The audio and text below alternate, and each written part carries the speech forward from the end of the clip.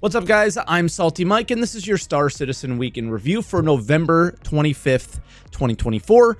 3.24 is now live. With that, the next phase of Save Stanton, and finally, IAE is here, and you know what that means: bad servers.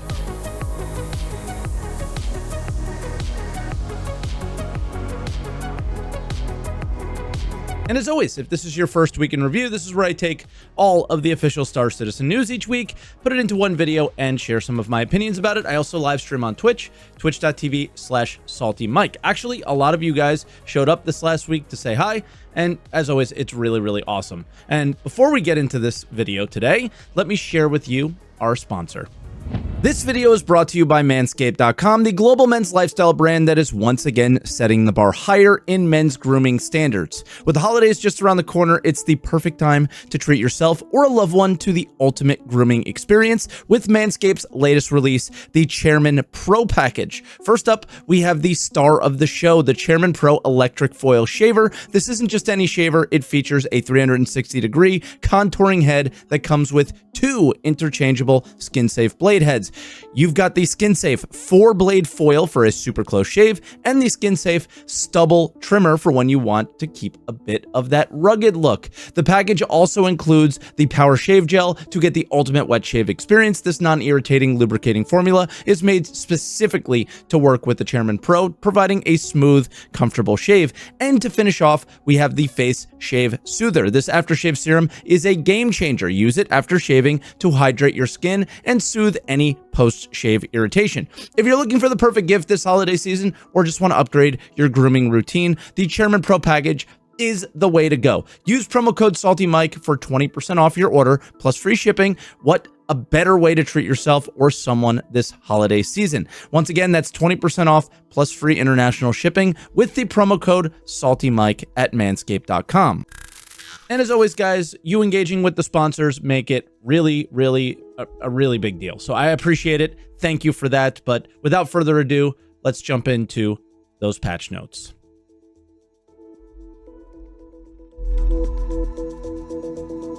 And starting out with Monday, we had a 324.3 PTU that was labeled a live release candidate, but it had quite a few issues in it and didn't really amount to much of anything worth noting. Tuesday, another 324.3 PTU, which was somewhat similar. There wasn't a whole lot going on. They did some IAE Expo polish, but the show floor elevators were closed when I was there, so I only was able to see the lobby. But a big fix came in, and many Hull C owners are yelling at the stream right now. For now, the Hull C and Polaris dock and undocking is working, and it worked perfectly for me every time I tried, as well as, you know, perfect could be in Star Citizen right now. And those that like the aerial suits, your backpack is now visible again. And yeah, I forgot about this one, but it looks a lot like the salvage suit that they described on Star Citizen Live. Then Wednesday, 324.3 went live. This was a culmination of a lot of PTU patches, but the main thing that it brought was phase 3 of Save Stanton. The slicers now have an Idris, and you need to take it down 3 times, unlike the 6 times that you had to do the previous phases. And this was fun when it worked, and I think it is working now. Possibly leave a comment down below and let me know if it is or if it isn't. But it also worked when it first launched, but when I went for it the next morning, I had to server hop for a couple of hours to find a server where the Idris would spawn. And then, of course, after we finished, we took a tour of one of the Idris frigates, and they had some nice slicer flare on the inside. But yeah, nothing really special about this mission. I'm just going through the missions to get the reward. What about you guys? Like it or no? I don't know. I'm not seeing the narrative, I tell you that much. Friday, IAE Day 1. It's Crusader and Tumbril Day. If you aren't familiar with IAE, it's the in-game ship convention in which you can rent all the ships and try them for free for a little while trying the game for free as well if you don't have it. So my referral code will be down below if you just happen to come across this video as a new player. But they also make a number of ships that are usually not for sale during these times on the website, as well as releasing new ones. Not a lot going on here that we didn't already know about. Big exciting ship sale for this one was the Crusader Intrepid. And yeah, CIG spent a lot of time telling us how good this thing is, but I'm not seeing it, and I'm absolutely not seeing it for an $80 value with a game package.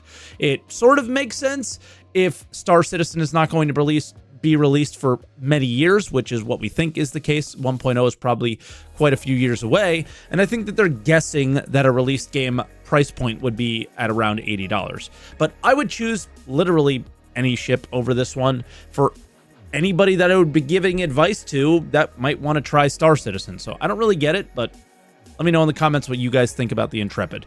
Friday, 4.0, there was a Wave 1 patch, and we had some time off since 4.0 went Wave 1. And I'm just going to say I liked it. It saves some money for them on server costs, and I think we get more concurrency in the test. I mean, they'll know the answer, but it felt like it was busier to me, and I certainly wanted to test it because I missed it. And then there were enough significant changes that it was worth checking out again if they worked on it internally for a while. What were those changes? First off, the Quasi-Grazer. Not sure how many variants are in, but I was led to a group of them on Microtech. They're pretty scuffed, and their eggs have no description right now. Also, you cannot ping to find them. You just have to fly really low to the ground and slow, and you'll find them in the right biome. So try like savanna biomes on Hurston. Try the equator on Microtech, as well as the tundras.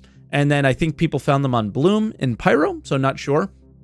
Next up, I don't use FOIP, but it's possible that what we saw at CitizenCon last year is in this build. Let me know in the comments if you saw any improvements. The Carrack now has its blast doors, and yeah, they don't do anything but rule of cool, right? The Carrack also has the cargo doors that open and close now, so these actually do something, but I feel like they rushed this out, right? It's the same mistake made with the Caterpillar. It's the same mistake made with other cargo ships. The angle to interact with the cargo when you're on the ground, pulling it out from a freight elevator, is too high, and the doors don't come down to the floor. But you know what? I'll take a semi-working Carrack over a completely non-functional one in terms of its cargo. The mission refactor continued, but it's, even in the notes, they said it's still so work in progress. I didn't look into it much, so let me know in the comments if you saw anything significant there, but I didn't. My focus was nearly 100% on the contested zone content. This time, I unlocked the final door with some friends. My job was to get keys 5 and 6, and all my friends got the other ones, right? Shout out to the crew that helped me figure all this out. We've been figuring it out for a really long time. I actually went and tried to name all of you, and I feel like I was missing somebody, so I'm just saying shout out to the crew. And this is somewhat spoilery, all right? So it's also not spoilery at all, which is actually really cool. The reward is 100% confirmed as a placeholder, but you can see their intentions. So this is, once again, final warning for spoilers. There will be a chapter in the video that you can go to skip if you don't want to see it. The reward at the end is a ship. You come to a ASOP terminal and bring up a ship. It was an Avenger Titan for us, but Burks was on the hangar when we tried to pull it up. So we think that he ended up causing a server error, and then that ended up getting us killed. So we didn't get to go around the hangar very much and see if there was anything cool inside, but the logic or whatever, it is basically you buying that Avenger Titan with in-game credits. It's not a rental, it's on your account, but it's not as if you bought it on the website where, you know, you're going to get the permanent warranty and things like that. I don't think. The ship has to be desirable, but right now it's an Avenger Titan, so we don't know what it's going to be. But if it's not desirable, people are not going to fight over it. And then lastly, just a quick one, the Cortex section of the notes said there were a ton of performance updates, and I don't know if you could tell, but I definitely could. The frame rate definitely went up. It might not be great yet, but it is much, much improved. Then IAE Day 2 was Aegis. Absolutely nothing going on here except for an Eclipse Warbond upgrade and the entire Aegis lineup for sale on the website. I don't even see new paints for any of the ships. I honestly wish they did more of that. And IAE Day 3 on Sunday was Misk and Mirai, and it's very similar to Aegis. There wasn't anything new there. We were actually expecting some new ships, which we'll get to shortly, but yeah, nothing new on the show floor, all ships that we have seen before. So we'll get to those new ships in just a little bit.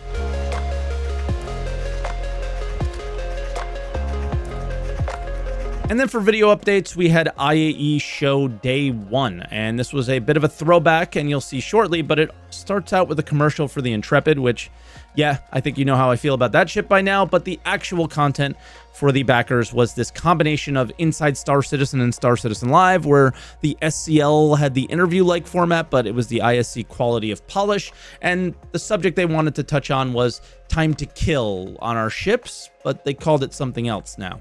I think the first thing we need to talk about is moving away from time to kill and move towards time to disable. Because in the PU, ships are not always going to explode, but we want you to be in that loop of wanting to own your ship. Loss should matter, and we want you to put time and effort into your ship, and that means time and effort into keeping your ship alive, and if something does happen, getting it back. And what that means is that opens up a whole new area of gameplay for piracy, taking those ships back, repairing, going back to your ship to actually either take it back to your own crafting hangar to be able to dismantle it for resources, or if you're the pirate itself, you can actually take it to the council and get your own ID on there. But ultimately, while we have soft death in the game right now, that's kind of a faked soft death. It's kind of just a slightly move in that direction, but it's not the full physicalized system that we've been working on for a long time. You know, when John says loss matters, it's something we need to start talking about. If I have lost my ship and it does take a long time to get back, how does that impact me if I'm playing the game? What happens if that's my only ship? So this has been obvious for well over a year now that this is where they want to go. They don't want the current experience of constantly interacting with ASOP terminals to claim our ships to be the norm. A lot of this, though, is just theory, their intentions, what they want to do. And I think that can be really frustrating to hear and not very fun. There's only one way, though, to know if this is actually going to be fun, and it's for them to do the work, and we know that kind of stuff is coming with engineering, which didn't make it into 4.0. So hopefully it comes soon. I think they're just trying to get ahead of it, and we'll see. And then they talk for a long time on this next subject. Link will be in the description for the full video, and I highly suggest you watch it. But they talk a lot about insurance and sort of in a different way than we'd seen them talk about it. Starter ships or ships that are small in nature, so like an interceptor or some of our small racing ships, those ships should be, like I said in the 1.0 talk, should always be readily available. So if you lose those ships, we don't really want to punish the player. It needs to be a symbiosis where loss matters and it needs to be impactful to your game experience, but it can't be so impactful that it stops you playing the game. Then it essentially curves up towards the more extreme scenarios. We need to have this almost agile algorithm that basically allows us to work out, like, okay, how many times have you lost your ship in the last hour? Does this player have only one ship on their account? How do we take that into account to make the player experience fair? So, small ships having low claim times and cost, I think, makes sense, and we knew this was coming. But what I really like, and honestly don't like to hear, is that this algorithm thing. I love it because it should help calm the nerves of people like me who see the obvious flaws in the system that we currently have with things like duping, insurance fraud, and a number of other things, right? But it also sounds like a lot of work. And while we're trying to play the game and enjoy ourselves, it might take a really long time to get right, especially when we get to the larger ships. How long are those going to be out? Too long, too short, so on and so forth. And then, yeah, let's not ignore the general instability of the game either, and them doing these insurance claims and potentially you needing to do an insurance claim because of the game, right? It's going to be frustrating at times, so prepare yourself for that. And then I think they just want to hammer home their plans with the last clip here, and maybe also hit you with a bit of copium. When we have the proper version where your ship components are gone and utilizing the physicalized damage, you can bring that ship back. And that's the huge difference. And that opens up this entire gameplay loop where you have towing and repair, and maybe somebody can repair it for you. And that's what, they've opened a nearby shop. So they're a repair shop and they give you good chances to repair versus cheaper prices than taking it to an LZ or a space station. So I think when we talk about progression, especially from my perspective, I want to see progression across all the professions. And hopefully people start to see, and it's the reason why we wanted to talk about 1.0, people start to see how all these things connect together. There's a reason why we did all these things over the last 2 or 3 years. It's not like we were just throwing a dart at the dartboard and hoping that, what feature is next. We had, it's that grand plan about trying to bring them all together. But ultimately, we want to be in a position where we can start to focus and connect all of the gameplay systems. First off, the repair shop. Yeah, that got my brain going. If we had a base that had a hangar that anyone can access, but just the hangar, and it had a full stock of materials, people could just come and go and repair their ship for a price that we set? Are we the NPCs now in Rich's mind? Are they really doing this sandbox thing? This is far beyond what I was expecting for the game, and if that's what the game is, I think it's going to be really cool and really fun. And then, yeah, the real point here is that they want us to bring our ships back, not claim them. And we'll see how that all works. A corpse run in a game like Star Citizen doesn't feel as viable and doesn't sound as fun, but I'm going to let it play out and we'll see what happens, because I can't think of a better way to do it. So hopefully it's good. And then we get a throwback kind of answer as many questions as possible in 2 minutes segment thing from the old days. And they had ship art director Ben Curtis on, and he dropped 2 really good answers, so I'll clip those out. But again, watch this show. You might find some interesting things. The first one, though, is obvious. Will the Connie get a Mark V after seeing how cool the Zeus is? Probably not a Mark V, but it will get an update. I really want to see the Connie be brought up to the standard of other RSI ships and just other ships in general. So this is great to hear, but I also think it's obvious that it's going to happen. It needs a gold standard pass, and yeah, he also never said when it was going to happen. And then the last one was kind of 2 that we know and 2 that we didn't. Carrick blast shields? Yes, in 4.0.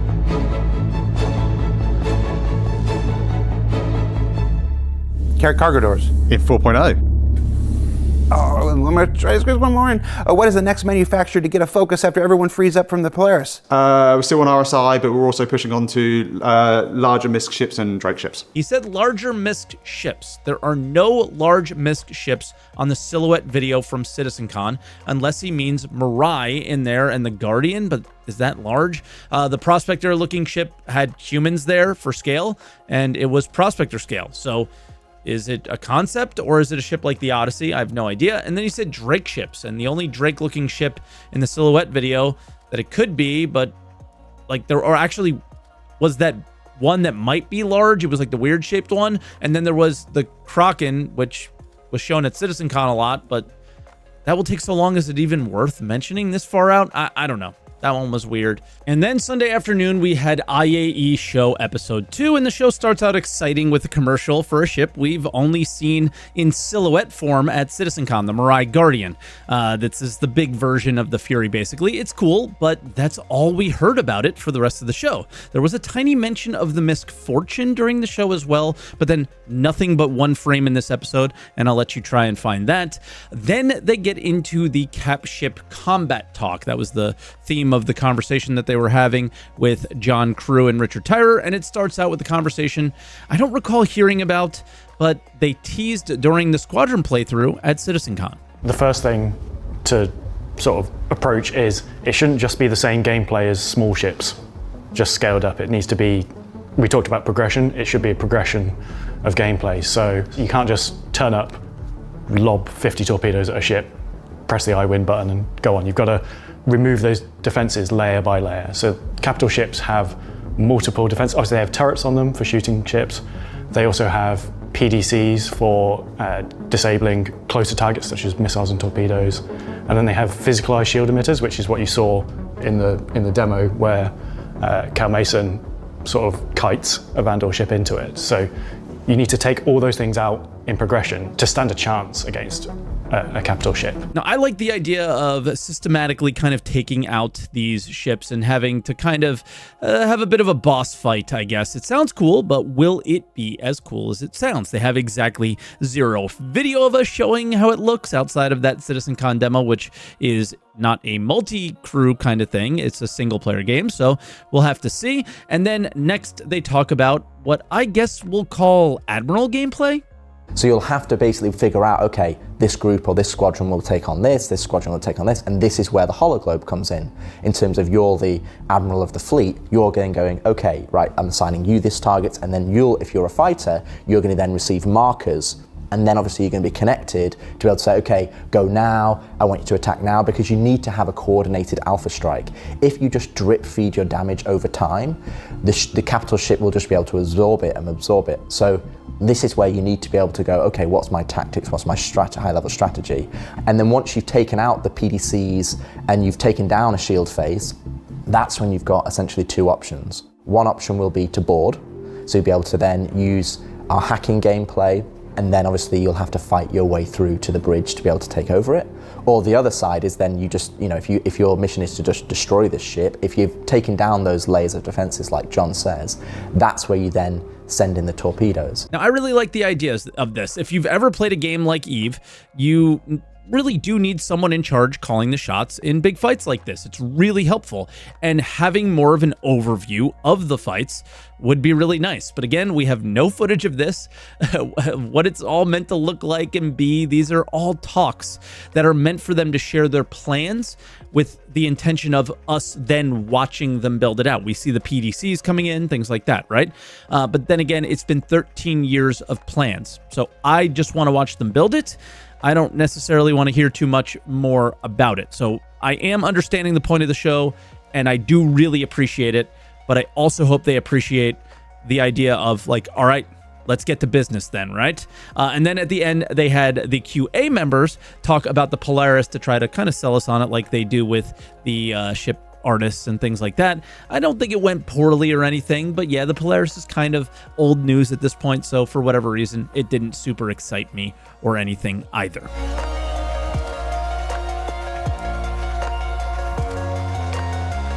And then for other updates, we start out with a sneak peek like always. This just looks like a normal settlement image that we have seen on Microtech for a while, but if you look on the left side, there's a Mirai Guardian there that should be here by the end of the year, and I'm assuming we'll see it during IAE next week at some point. So keep an eye out for these weeks in review for that. Get subscribed, all that stuff. Then IAE Academy. Speaking of IAE, there is a new daily kind of sort of for the event. If you complete any of the 3 tasks that they ask us to do during IAE, you get a white event shirt and a combat career kit, which again, we now know should come with the blueprints for these items when crafting releases. So it's probably worth a try to get these. You just need to, again, do any 3 of these. Do the tutorial, visit IAE, do a bounty hunter intro mission, do the hauling intro mission, or mine and sell the ore. Pretty simple stuff. And yeah, you might end up with some cool blueprints one day. Who knows?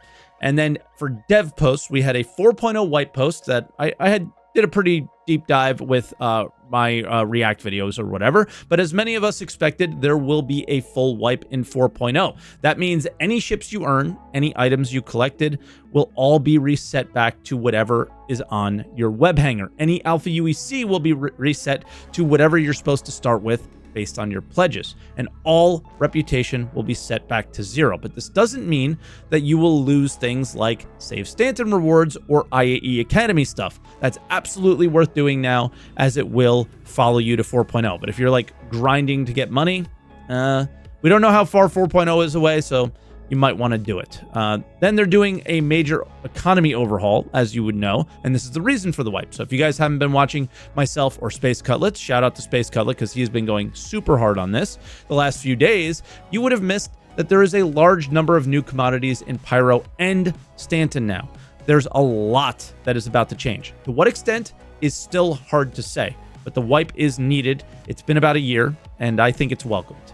Then for Best in Show paints, if you had any of the new Best in Show paints and or you want any of them, you have to have these ships on your account by December 1st at 4 p.m. UTC.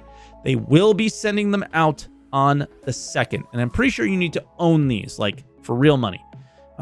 Pretty simple stuff if you really want those paints. They're not my cup of tea personally, though. And then lastly, speed limiter. This is a quick one. If you're not using sticks or pedals and you've not turned off your speed limiter in the menu yet, it looks like they're going to get a fix in 4.0 to stop resetting every time you swap from SCM to nav and back. Whew, that's a good one. But that'll do it for this week. So thank you so much for watching Week in Review. Yeah, it might be a little jarring. We'll see. I'm doing my best. I'm recording this Sunday morning at 6 a.m. And then at 11 a.m. is when IAE Day 3 is, and IAE Show Day 2, I guess, would be. So we're going to kind of sneak those in and get them to you just because of like schedules and things like that for my family's in town, and our editor Biggs has got stuff going on. So yeah, we're really busy. So hopefully it comes out good. Let me know in the comments. Like the video if it did come out good. Subscribe if you want more weeks in review. And yeah, leave a comment down below on anything that we might have missed or anything that you want to comment on. And I'll see you guys next week.